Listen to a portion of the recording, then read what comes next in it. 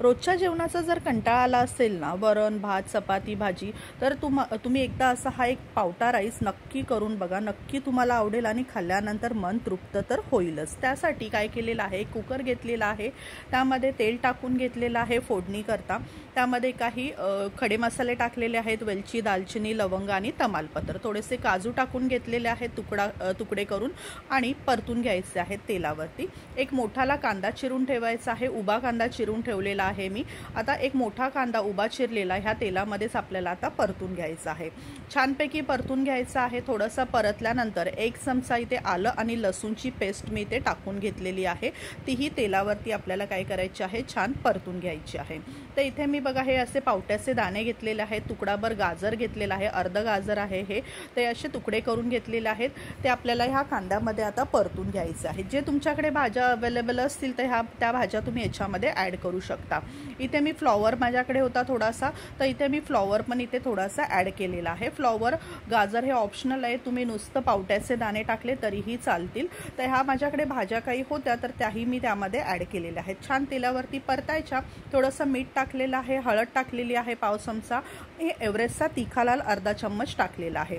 तर हे सर्व मसाले पहिल्यांदा तेलावरती आपल्याला काय करायचं आहे, छानपैकी 1-2 मिनटं परतून घ्यायचे आहेत. 1-2 मिनटं परतल्यानंतर आपल्याला ह्यामध्ये थोडासा चमचाभर 1 टेबलस्पून बिर्याणी मसाला ॲड करायचा आहे. तोही तेलावरती छान परतून घ्यायचा आहे.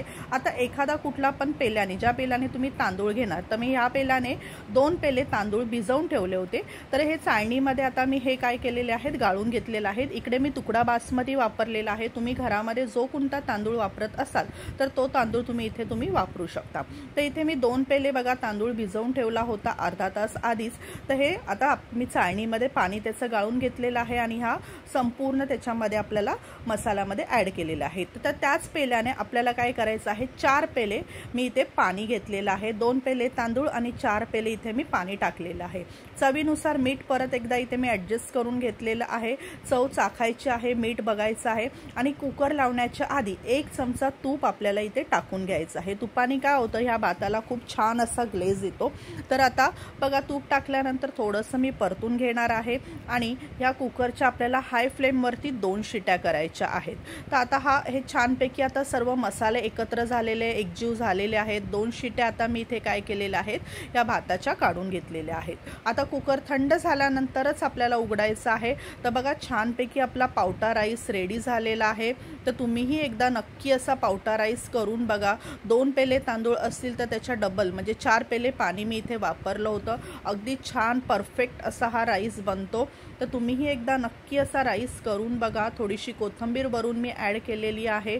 तर कसा झाला आहे राईस तर तुम्ही मला कमेंटमध्ये नक्की सांगा. तुम्हीही करून बघा आणि मला तुमच्या प्रतिक्रिया नक्की कळवा. आपले व्हिडिओ तुम्हाला आवडत असतील तर चॅनलला सबस्क्राईब नक्की करा. जास्तीत जास्त आपले व्हिडिओ सर्वांपर्यंत शेअर करा, लाईक करा आणि कमेंट करा. बघा सुंदर असा आपला पावटा राईस रेडी झालेला आहे. चवीला अतिशय छान असा हा पावटा राईस लागतो. तर मंडळी नक्की एकदा करून बघा आणि व्हिडिओ संपूर्ण बघितल्याबद्दल खूप खूप धन्यवाद.